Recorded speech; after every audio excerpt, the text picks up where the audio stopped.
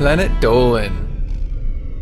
From privacy policy changes on Facebook to pedophiles lurking on MySpace, we count 8 of the biggest internet controversies.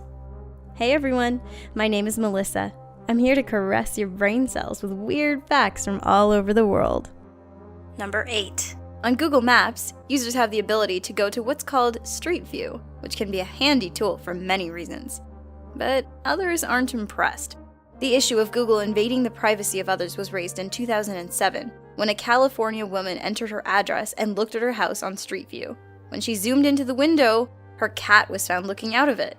It wasn't that her cat was visible on Google, but the cameras that Google uses to capture images could easily shoot through someone's window. Other pictures that were captured on Street View included 2 young women sunbathing in bikinis and a man climbing over a fence at an apartment building. Google has said they take people's privacy seriously, and that the images they capture can be seen just as easily if someone were walking down the street. Number 7. Amazon found itself in the face of controversy back in 2009, when its selection of gay and lesbian-themed books suddenly disappeared from their sales charts. The reason it disappeared from their sales charts and, as a result, from their product search function, was because Amazon wanted to be considerate of the entire customer base, according to a representative from Amazon who was responding to an email from author Mark R. Probst. However, the only books they categorized as being too adult were books with gay and lesbian themes.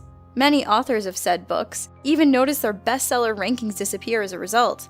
Amazon later said that it was really due to a glitch and apologized, although many people still weren't happy. By the way, one book that didn't lose its ranking was titled A Parent's Guide to Preventing Homosexuality. Number 6. The principle of net neutrality simply means having an open internet, where users can have easy access to the full internet without any regard to the websites they visit, apps they use, and more. But in 2014, Chairman Tom Wheeler of the FCC had a plan that would allow various server providers, such as AT&T and Comcast, to create pay-to-play fast lanes. In other words, it would give preference to certain companies, such as Netflix or Amazon, over others. Comcast once limited bandwidth if users didn't allow their app to stream shows on their Xbox 360s. They went on to deny that it violated net neutrality because they ran their app on their private network. Due to public outcry, the plan was tossed. Instead, internet users received strong protection when a new plan based on Title II of the Communications Act was approved by Wheeler. Number 5. Remember MySpace? Back in the mid-2000s, it was one of the most popular social networking sites. But a problem arose when people gradually realized that it could be used as a hunting ground for pedophiles. There have been cases where teenagers were sexually assaulted by pedophiles who found them on MySpace. It seems like teenagers put out too much private information about themselves, as well as post pictures of themselves in provocative clothing and poses. What's worse, their profiles are made public for all to see. Now, does this excuse pedophiles? Of course not. In 2009, MySpace even reported that over the course of 2 years, that 90,000 registered sex offenders had been kicked off the site. Also, and unfortunately, MySpace isn't the only social networking site where pedophiles have accounts. For instance, thousands of them were found to be using Facebook. Careful on those social networking sites, guys. Number 4. You knew this one would appear on this list sooner or later. In early 2016, the Fine Bros found themselves in quite a bit of controversy. In case you're not familiar with them, they're YouTubers, who are well known in creating various React videos. Well, in January of 2016, they announced that they would be trademarking the word React, which is prominent in several other YouTube videos that have absolutely no affiliation with the videos produced by the Fine Bros. Such videos ended up with a Content ID claim, courtesy of the Fine Bros. As you can imagine, this created quite an uproar on YouTube, with approximately 675,000 users unsubscribing from the channels. In February, the Fine Bros posted a video saying that they had rescinded the trademark applications and the Content ID claims, but the damage had already been done. Number 3. Whether it's tracking down stolen merchandise or investigating a murder where the killer has used the site to find victims, Craigslist has always been on the law enforcement's radar. One thing Craigslist got into deep trouble for was prostitution. No, they weren't knowingly letting prostitution rings advertise on their site.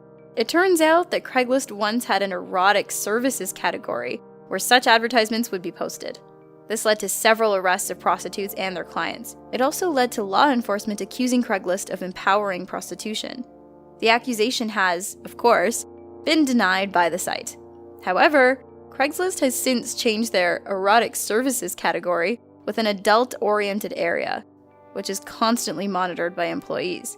A judge had even stated that Craigslist, in the end, was not responsible for prostitution ads. Number 2.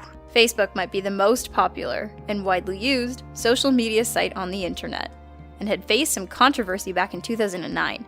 The controversy they had faced had to do with changing their terms of service, which basically made users believe that whatever personal content was posted, Facebook had a right to use it in any way they deemed fit. This included if a user deleted said content. And, as you can imagine, this caused quite an uproar, with people calling the change a violation of privacy. Even though Mark Zuckerberg tried to calm everyone down by trying to explain the change in a clearer way, where the change just meant Facebook would share some of your information with your friends and nobody else, people weren't buying it. In the end, Facebook reverted back to their original terms of service. Number 1. Anyone remember Napster? If not, it was an online service where users could share digital audio files in MP3 format.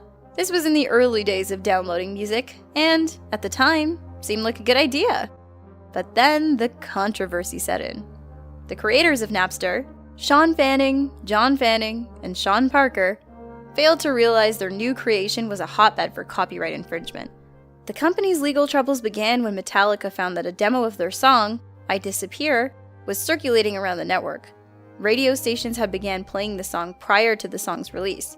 As you can imagine, this resulted in Metallica filing a lawsuit against Napster. Dr. Dre also filed a lawsuit against Napster because they refused to move his songs from their service despite a written request. With these and other lawsuits, Napster shut down its electronic doors in 2002 after a court ruled that they had to pay music creators and copyright owners $26 million. Okay guys, as usual, we're gonna end today's video with a question. What's the biggest risk you took that ended badly? Let us know on the Reddit page linked below, and you might be featured in a future countdown. Until next time! For a domain name lesbocages.com, it looks like lesbo cages. Which, if you're actually looking for a lesbo cage, might leave you a little disappointed in finding an arborist site. How are you gonna keep your lesbos together if you don't have a lesbo cage?